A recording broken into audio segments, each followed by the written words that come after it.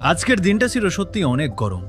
সকাল থেকে প্রখর রোদ আর গরমের তীব্রতা যেন সবাইকে বেশ কষ্ট দিচ্ছিল। তারপরও আমাদের চা বাগানের কাজ কিন্তু থেমে থাকেনি। প্রত্যেকে নিজের নিজের দায়িত্ব সঠিকভাবে পালন করেছেন।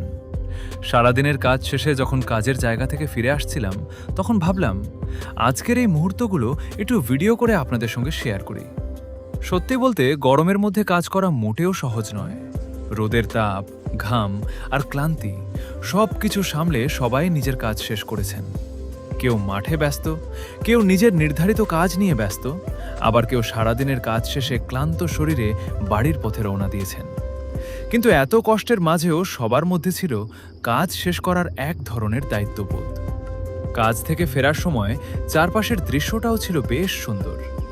সারাদিনের ব্যস্ততা শেষে প্রকৃতির মাঝে ফিরে আসার এই মুহূর্তগুলো সত্যিই অন্যরকম অনুভূতি দেয়। তাই ফেরার পথে কিছু ভিডিও করে নিলাম, যাতে আজকের দিনের